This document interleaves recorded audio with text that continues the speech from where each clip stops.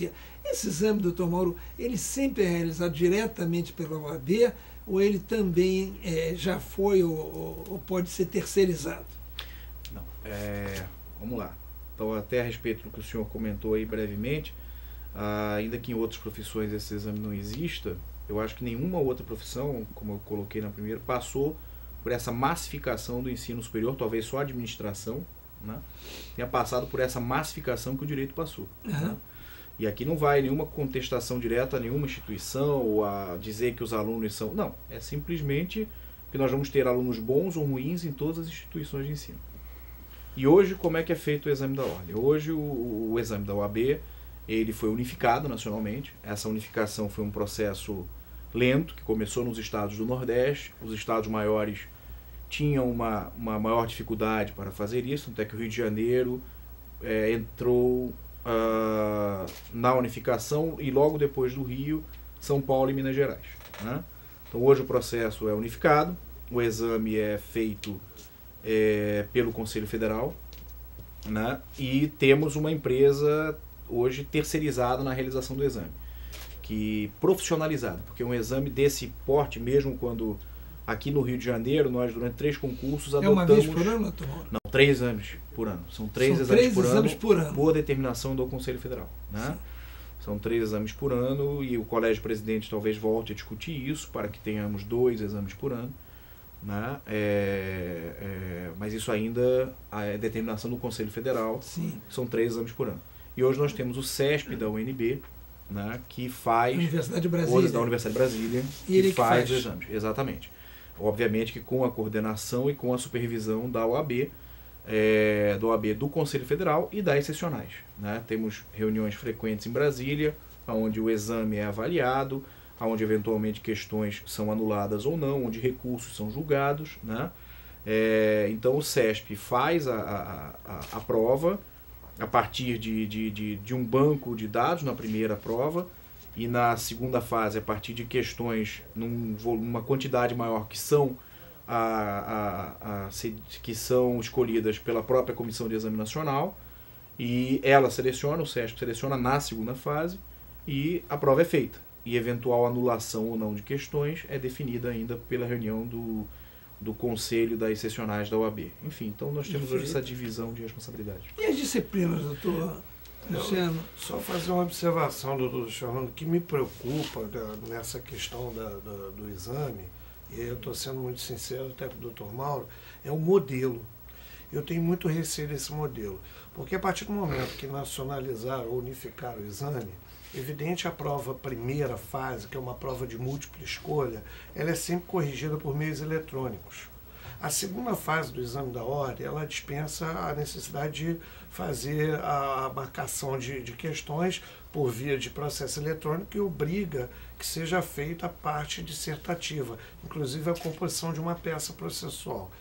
Eu tinha curiosidade que o doutor Mauro pudesse explicar como é que é feita a correção de 80 mil provas, porque é Brasil ou mais, em um processo onde se encontrassem 80 mil professores Luiz Fernando Carvalho, professores Mauro Luciano Viveiros, que pudessem corrigir com todo o carinho e dedicação, pudessem determinar se o candidato foi pelo lado da doutrina ou por outro, ou se isso é corrigido por um processo eletrônico e que criaríamos futuros androides e não advogados. Esse é meu receio com relação a esse modelo que está sendo adotado de sistema unificado. Vamos chamar um intervalo e logo em seguida voltamos com a resposta do Dr. Mauro Abdon à provocação, salutar, mas provocação do professor Luciano Viveiros.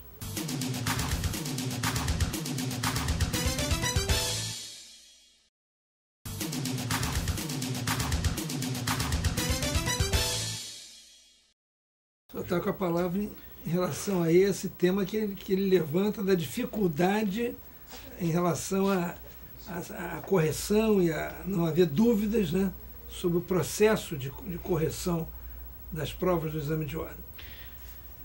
O exame passou a ser obrigatório, né, a partir de 95. Todo estudante de direito que entra na faculdade desde então, já se vão 15 anos, sabe que para se inscrever nos quadros da ordem, vai ter que fazer o exame. Os exames antes, e até bem pouco tempo atrás, eram de cada sessional, né? Cada sessional fazia seu próprio exame, de uma forma não profissionalizada, quer dizer, de uma forma, posso dizer aqui sem medo de errar e sem ofensa, até porque participei de 3, né, como parte da banca, a partir de 2007 para cá, mambembe, né? Quer dizer, um monte de gente com boa vontade, com uma estrutura, só que numa quantidade industrial de provas para corrigir, né? Eu me lembro bem que no último exame, em que o CESP era apenas o aplicador do exame, eu fiquei 3 dias corrigindo 650 questões de uma da prova. 3 dias, 650 questões. Então era um sistema que não é viável. Quer dizer, pela quantidade de gente que faz o exame de ordem, era necessário profissionalizar. E tomar o cuidado para que os pontos negativos dessa profissionalização na aplicação do exame não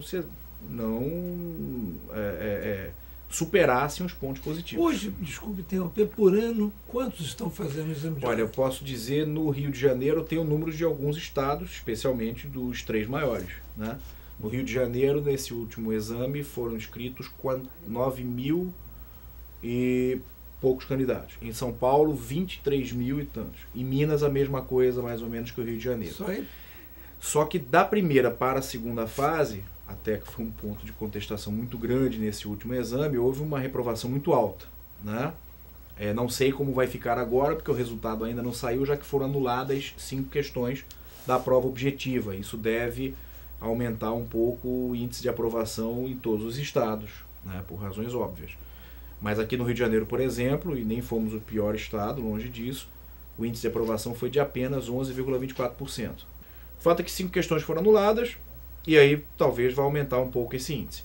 Então, dos 9.000 e poucos, até agora, antes de sair o resultado, depois dessa anulação, 1.000 e poucos candidatos fizeram. Então, são no Rio de Janeiro, 1.000 e pouco. Em São Paulo deve ser o triplo disso, ou um pouco mais. Então, nós devemos ter no Brasil todo 8 a 9 mil provas para serem corrigidas das diversas áreas, na segunda fase, que é onde entra nas diversas áreas, onde trabalhista sempre é a que tem maior número de inscritos, logo depois penal, civil, que são as 3 áreas, mas bem atrás, e depois as áreas ainda novas, com poucos inscritos quase sempre, né? Constitucional, tributário, administrativo, né? São poucos inscritos comparados às 3 principais áreas. E de fato, o que nós temos hoje? Nós temos corretores profissionais, nós temos gente que você tem um gabarito, você lança um gabarito, aquilo que deve estar na resposta, e você tem gente que vai fazer a correção dessa prova. Quantos? O número exato que o CESP tem, eu não sei. Eu sei que é corrigir muito... 9, 10 mil provas. Não, nesse exame. São nesse exame. No exame passado, me parece que ao todo a aprovação no Brasil tivemos quase 20 mil. Quantos 20 mil professores como nós poderíamos corrigir? Você tem uma exigência de que você tenha no gabarito e a colocação no gabarito. É gente que tenha alguma formação, ainda que não sejam professores, manual. Uma carreira acadêmica. Sim. Manual ou eletrônico? Manual eletrônico. Não, quando eu corrigia a prova, eu já corrigia com ela no computador. Aí o senhor está falando de prova dissertativa. Dissertativa. Com ela já... Dissertativa. Com ela já no computador. Não era papel, não. Eu tinha uma senha em que eu acessava e via a resposta do aluno digitalizada. Isso. Né? Então, e isso permanece. Isso facilita a correção. Mas quantos professores teria a CESP ou UNB de contratar para corrigir 15, 20 mil provas? São muitos professores. E eles conseguem entregar isso num tempo razoável. Eu não estou aqui defendendo, pelo amor de Deus. Não, claro. E que fique claro, CESP ou qualquer outra instituição de ensino. O que eu defendo, sim, é a profissionalização da aplicação. Ponto. E eu defendo a questão do modelo. Sim. Modelo. Agora, erros acontecem numa prova, tanto é que nos recursos muitos são reavaliados, e você tem critérios que devem ser respondidos numa questão em que o aluno deve ou não constar. E esses avaliadores fazem isso. Pela quantidade de provas que existem, e o senhor professor também, quer dizer, numa prova que o senhor vai corrigir de 50 alunos, né, o senhor erra. Eu erro, todos que são professores lá, como é que eu não te dei o ponto aqui? Né? Às vezes você vê até aquele que você deu o ponto que não deveria ter dado, né? Mas você tem aquela coisa do tanto devolutum quanto apelato, então você fica de tirar ponto também não, né? Então, somos humanos, é claro. Então, erros vão existir. O que a gente tem que trabalhar, e é isso que a OAB tem cobrado, seja do SESC, seja de qualquer outra instituição que vai fazer o exame, é que haja um índice de erros cada vez menor. Deixa eu fazer uma ligeira observação. Na época nossa, o doutor Luciano também, acadêmico de direito, também conhece o sistema. Nós tínhamos um prazer enorme de colocarmos no papel as correntes doutrinárias. Eu, por exemplo, adoro Giuseppe Chiovendo, eu adoro Calamandrei, Piero Calamandrei, eu sou apaixonado por Henrique Túlio Liebmann e pelos novos doutrinadores da minha área, que é o Bezerra Leite, Alice Monteiro de Barros, enfim.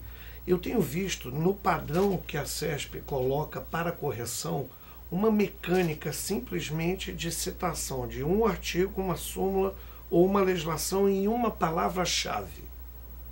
Essa máquina que corrige a prova, ela não tem a ideia de quanto é importante a discussão do direito, a formação de um advogado que seja um pensador, um filósofo, não só um jurista, não só um operador do direito. Me preocupa muito que nesta correção, dentro de uma característica de artigos, palavras-chave, eu possa responder a segunda fase dizendo nomô, nomô, nomô, nomô, nomô, nomô, artigo 442 da CLT, nomô, nomô, nomô, súmula tal. E a máquina corresponda dizendo tá certo a súmula que você disse, tá certo o artigo, então eu vou considerar certo. E não considerou que eu citei Bezerra Leite, que eu posso ter citado Alice Monteiro de Barros, Arnaldo Susequinde, porque para uma máquina pouco importa a doutrina. O que importa é uma máquina respondendo técnicas para uma produção de 10, 15 mil provas a serem corrigidas. Bem, essa questão levantada pelo professor Luciano Viveiros é da maior importância e exige não apenas mais um bloco. Vejam os telespectadores, vai exigir mais um programa, porque o assunto é realmente importante, é realmente pertinente, e nós vamos agradecer a presença dos nossos convidados ao programa de hoje, professor Luciano Viveiros, Dr. Mauro Abdon Gabriel, e tê-los conosco certamente no próximo programa, porque não deu para resolver esse imbróglio só no programa de hoje.